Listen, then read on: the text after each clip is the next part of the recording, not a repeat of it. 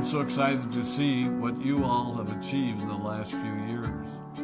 Your growth has been incredible, and I'm grateful for all of your hard work and sacrifice. A lot of that growth has been brought about by new people coming into the business to take advantage of our generous marketing plan and effective product line. So I thought I would take just a moment of your time to share with you a little bit about where Forever came from and where Forever is going. I've heard people describe this as our culture, but I think it's simply who we are. Several decades ago, I was an executive for a real estate development company called Del Webb. And at that time, there was a lot of excitement about a new business concept. And like many of my colleagues and friends, I went along to a business opportunity meeting and listened to a presentation about multi-level marketing. I immediately fell in love with the concept that people would be motivated to help each other and be able to make a living doing so. It's a beautiful thing when you think about it. Although I was enjoying my career, I didn't think that I was contributing as much as I wanted, or as much as I could, to improve the well-being of the people around me. Inspired by the concept of people helping one another, I set out to write a marketing plan that is almost identical to the one that we use today. As I developed it, I had two goals. One was to pay the highest bonuses possible and still be able to run a company effectively. Two, to build a plan that would motivate and encourage people to keep working. I wanted a plan to reward those that remain active and engaged. I love the concept of a royalty income. However, I believe that it's good for our souls to work hard. People who work hard are happier. Of course, if you work hard, you should play hard. And that was one of my motivational factors in starting Forever Resorts. It was to give people the opportunity to spend time with their loved ones and experience the wonder of nature. Next time we're together, maybe I can tell you more about my passion for our resorts, our rare animals, and spectacular natural resources. So, with the marketing plan prepared, I needed to find a product. And we searched around and looked at different opportunities. I was passionate about finding something that was effective, consumable, and that we knew would not be a fad. During my search, I met a group of doctors who had developed a method of stabilizing aloe vera. They convinced me of its efficacy, and we began testing the product, and were amazed by the results. We were in business.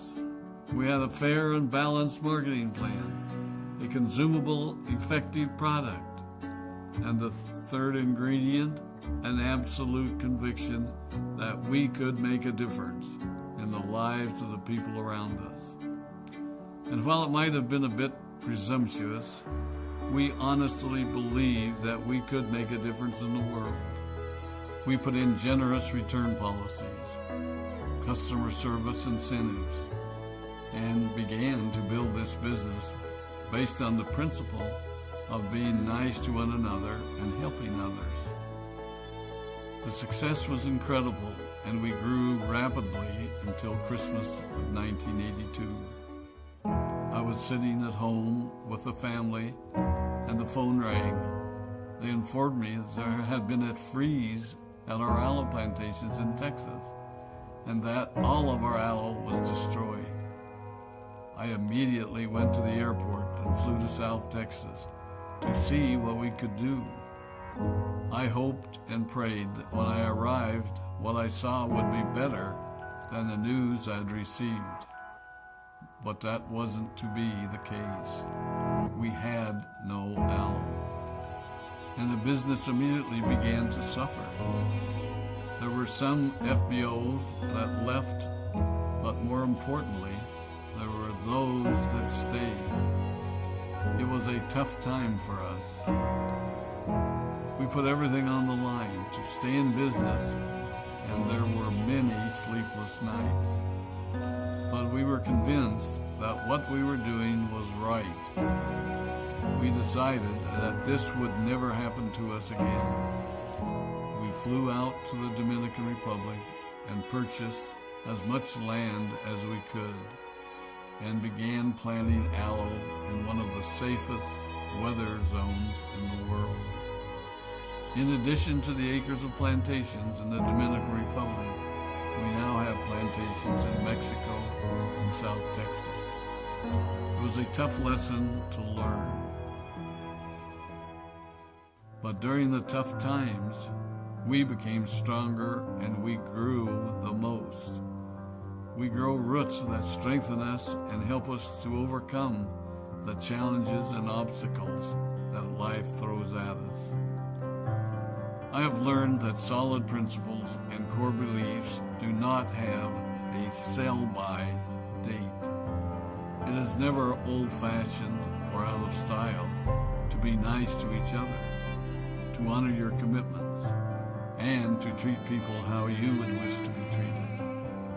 I recognize that many of you might not have heard about our beginnings, as you are new in the company. I am thrilled that you're part of our forever family, but I ask you to be mindful of the foundation upon which this company has been built. Forever was built on the principles of paying the highest bonuses possible, providing the most effective and highest quality of product, and empowering people to serve one another. There are no shortcuts to success in our business. Of course, the speed at which we reach certain levels may vary, but the fundamental principles remain unchanged and will remain unchanged as we continue our journey over the next 4 decades and longer.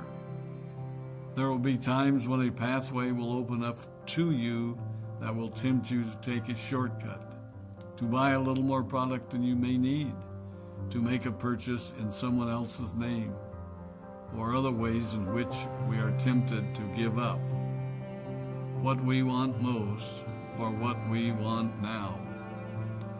Never forget that you're a part of something special, a business that has been built upon taking the road less traveled. It may not be as fast and as shiny as you might want it to be, but take it from me, the road less traveled is more rich, more wonderful, more fulfilling, and more lasting than you can ever imagine. We love you, we appreciate you, we are proud of you. My name is Rex Mon, and I